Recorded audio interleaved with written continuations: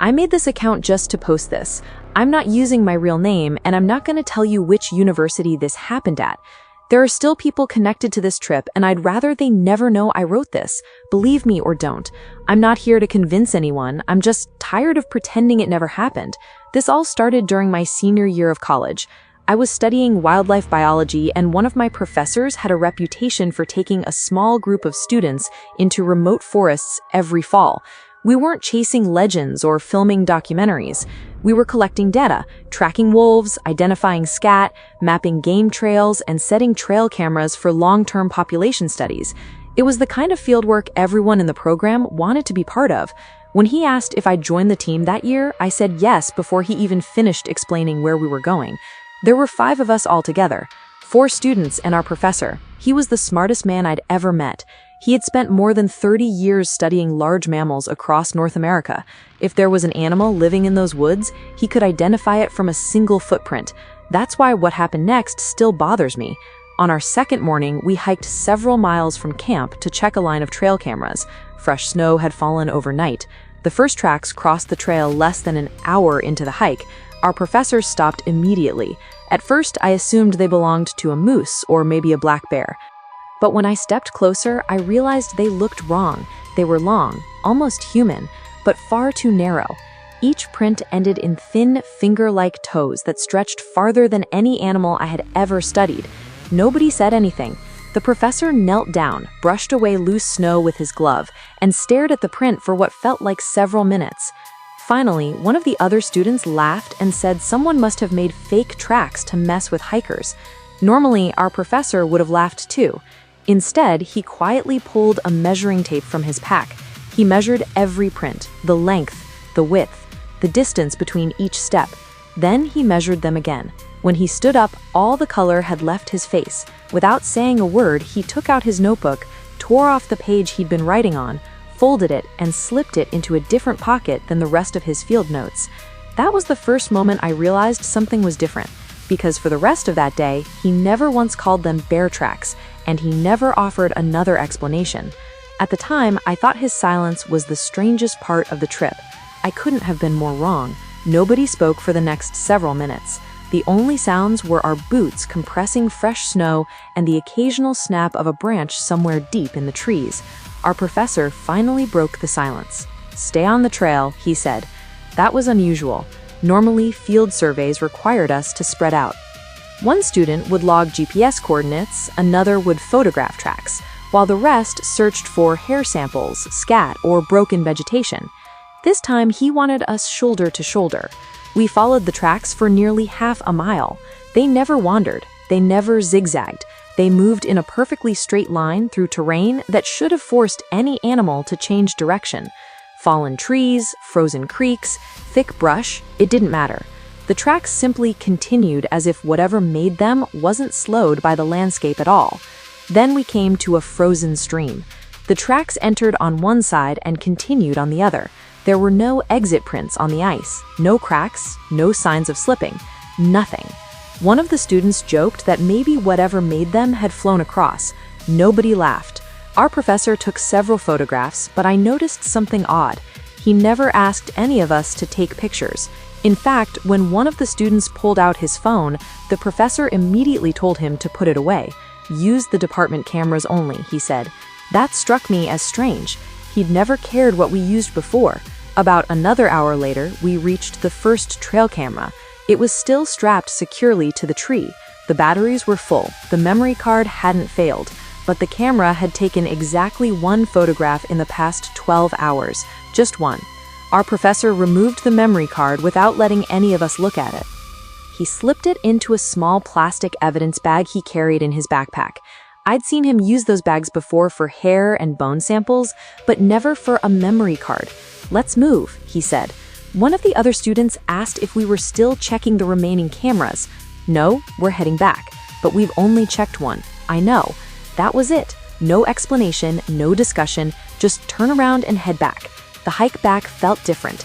The forest was completely still. No birds, no squirrels, not even the sound of wind moving through the pines. It wasn't until years later that I realized something else. Those tracks had been heading in the exact same direction we were, which meant for at least half a mile, we hadn't been following them. We'd been walking exactly where they were already going, and I still don't know which thought scares me more. The hike back to camp should have taken less than 2 hours. It took almost 4. At first, we blamed the snow, then the terrain, then our own navigation. None of it made sense. Our professor carried both a topographic map and a GPS unit. I'd watched him navigate countless field exercises without ever taking a wrong turn. He was the kind of person who could point north without looking at a compass. That afternoon, he stopped 3 different times to check our location. Each time, he frowned a little more. Finally, one of the students asked the question that had been bothering me since the first morning. Are we lost? The professor didn't answer right away. Instead, he folded the map, clipped the GPS back onto his pack, and quietly said, "Keep moving." That wasn't an answer. As the daylight began to fade, we stumbled onto something none of us remembered passing earlier that morning. It was the remains of a moose. At least that's what we thought it was. The carcass was fresh. There were no signs of decay, no heavy scavenger activity, and very little blood in the surrounding snow. That alone was unusual. What really caught our attention was the way it had been left behind. The rib cage had been opened with almost surgical precision. Large sections of meat were untouched. Predators don't usually waste food like that, especially in the middle of winter. Our professor crouched beside the carcass without saying a word. He examined the bite marks. He measured the spacing. Then he slowly stood back up. One of the students asked if it had been wolves. He shook his head. What about a bear? Another slow shake. So what did this? For several seconds, he just stared into the trees beyond the clearing. Finally, he spoke. I don't know. Those 3 words hit harder than anything we'd seen all day. This was the man who could identify an animal from a single tooth mark. The man who had spent decades teaching us that every clue had an explanation, and now he was admitting he didn't have one. As we packed up to leave, I noticed something else. The snow around the carcass was covered with tracks, not dozens, just one set. The same long, narrow footprints we'd been following all morning. There were no wolf tracks. No coyote tracks. No signs that any other animal had even approached it. Just one trail leading in and one trail leading back into the forest. I stared at those prints for a long time before looking up. That's when I realized our professor wasn't looking at the carcass anymore. He was looking into the trees, like he thought something was looking back. And for the first time since the trip began, I found myself hoping he was wrong. We made it back to camp just before sunset. No one talked while we unloaded our gear. Normally, the first thing we'd do after a long day was compare photos, download trail camera footage, and argue over what we'd found. That evening, none of that happened. Our professor collected every department camera, every memory card, and every GPS unit. Then he locked them inside a hard plastic equipment case. I'll go through everything tonight, he said. Get some rest. It was the first time on any field trip that we weren't allowed to review our own data. One of the students whispered, "That's weird." I nodded. It wasn't just weird, it felt deliberate. Dinner was quiet, freeze-dried pasta, instant coffee, the occasional crackle from the campfire. Every few minutes, someone would glance toward the tree line, not because we'd seen anything, but because it felt like we were supposed to. The professor barely touched his food. Instead, he sat with a notebook in his lap, flipping through pages over and over again. At one point, I walked over to ask if he needed help. Before I could say a word, he closed the notebook. "You should get some sleep," he said. His voice sounded different, not scared, distracted, like his mind was trying to solve a problem that refused to make sense. Around 10 that night, everyone climbed into their tents. I shared one with another student named Eric. The temperature dropped fast, the kind of cold that makes every breath feel sharp. I remember lying awake, listening to the wind move through the pines. Then the wind stopped, completely. The silence was so sudden it woke Eric. "You hear that?" he whispered. "Hear what?" Exactly. He was right. There was nothing. No branches moving, no owls, no distant coyotes, no rustling leaves, just silence.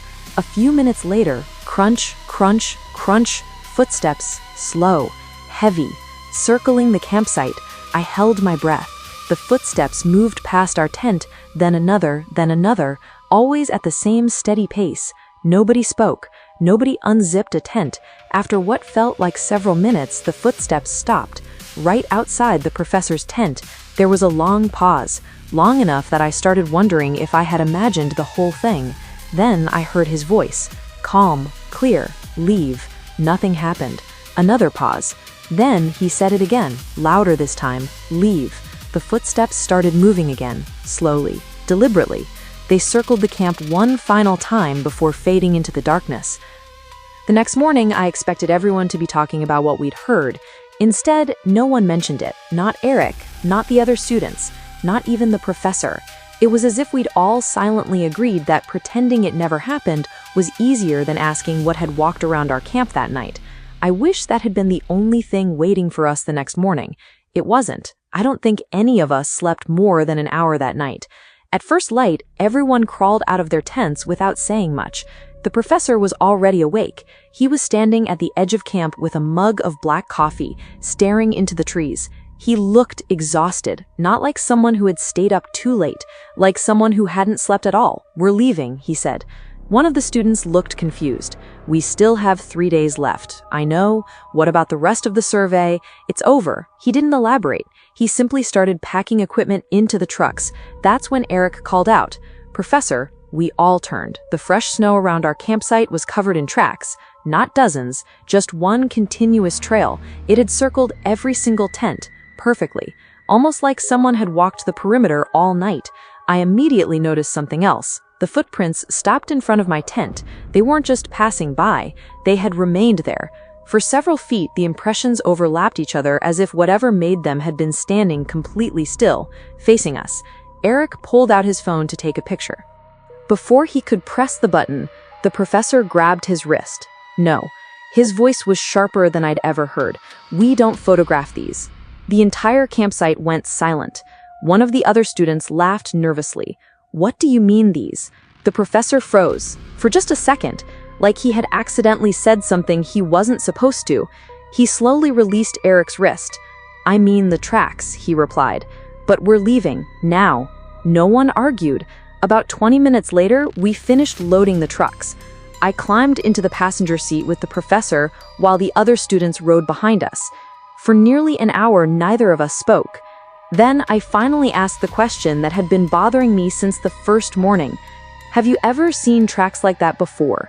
His hands tightened around the steering wheel. He kept his eyes on the road. When he finally answered, his voice was barely above a whisper. "Once." I waited for him to continue. He didn't. "So, what made them?" Another long silence. Finally, he looked at me, not as my professor, not as a scientist, just as an older man who looked genuinely afraid. Then he said something I'll remember for the rest of my life. "I've spent 34 years teaching students that every track belongs to an animal we already know." He paused. "I hope I was right." That answer bothered me more than if he'd simply admitted he didn't know. Because it sounded like he wasn't trying to convince me. He was trying to convince himself. At the time, I thought we were finally leaving whatever had followed us behind. I had no idea it had already found another way to come home with us. The drive back to campus took almost 8 hours. By the time we arrived, it felt like the trip had happened weeks ago. The professor parked the university truck behind the biology building instead of the usual equipment garage. That was another first. He asked us to help unload everything into his research lab. When we finished, he closed the door, locked it, and pulled the blinds shut. Then he looked at all 4 of us. "I need everyone to leave your field notebooks here." We all exchanged confused looks. One of the students asked, "Why?" "I'll compile the official report." Again, unusual. Every student was responsible for submitting their own observations after fieldwork. It was part of the grading process. This time, he wanted every notebook, every photograph, every GPS log, every memory card. Without another question, we handed everything over. Before I left, I glanced at the whiteboard in his office. He had written 3 things in large black marker: unknown track pattern, camera failure, do not publish. The last one stuck with me. Do not publish. Not needs more research. Not inconclusive. Just do not publish. A few days later, I checked the department website. Our annual wildlife survey had already been uploaded. According to the official report, the trip had ended early because of deteriorating weather conditions. There was no mention of the tracks, no mention of the carcass, no mention of the missing trail camera photographs. Nothing. It was as if those 3 days had never happened. A week later, I worked up the courage to visit my professor during office hours. His door was open. He was sitting alone at his desk. The hard equipment case from the trip was sitting beside him, still locked. When he saw me, he smiled politely, but it wasn't the same smile. He looked older, tired, like someone carrying a weight he couldn't set down. "I figured you'd come," he said. I asked him one question. What was on the memory card? He didn't answer immediately. Instead, he unlocked the equipment case, reached inside, and pulled out the trail camera, the one we'd found beside the frozen stream. He turned it over in his hands for a moment before placing it on the desk. Then he quietly said, "It only took one picture." I nodded. "I know." He looked directly at me. "No, it only needed one." He slid the camera back into the case and locked it again. I never saw the photograph. And after what he told me next, I wasn't sure I wanted to, because according to him, the picture didn't show what was standing in front of the camera. It showed what was standing behind it. I stared at him, waiting for him to smile, to tell me it was a joke. He never did. Instead, he leaned back in his chair and rubbed his eyes. "I've watched that photograph more times than I care to admit," he said. Every time I think I found a reasonable explanation, I noticed something else. I asked if I could see it. He shook his head immediately. "No." "Why?" "Because if you see it, you'll spend the rest of your life trying to explain it." For a few seconds, neither of us spoke. Then, he reached into his desk drawer and pulled out a folded sheet of paper. It wasn't a photograph. It was a copy of the measurements he'd taken from the tracks. He slid it across the desk. "Take this," he said. I looked down at the numbers: stride length, foot length, toe spacing, depth of each impression. At first, it looked like ordinary field data. Then, I noticed a handwritten note in the margin. "Stride remains constant uphill, downhill, and across deep snow." That shouldn't happen. Every animal changes its gait when the terrain changes. Even people do. But according to his measurements, whatever made those tracks never shortened its stride. Not once. Almost as if it never struggled. He noticed me reading the note. "I checked the measurements 6 times, he said. "I wanted to prove I'd made a mistake." "You didn't?" "No." He took the paper back, folded it, and slipped it into a folder marked private. Before I left, I asked him one final question. "Have you ever told anyone else about this?" He hesitated. Then he quietly answered, "You're the second." "The second?" He nodded. "The first person was my professor." I frowned. What did he say? The room was silent for several moments. Finally, he spoke. He told me to stop following the tracks. I waited for the rest. There wasn't any. That was the advice his own mentor had given him decades earlier. Not to identify them, not to study them. Simply stop following them. I never saw that professor again. He retired at the end of the semester without telling anyone why. The university held a small reception. People gave speeches about his career, his research, his contributions to wildlife conservation. No one mentioned the field survey. No one mentioned the tracks.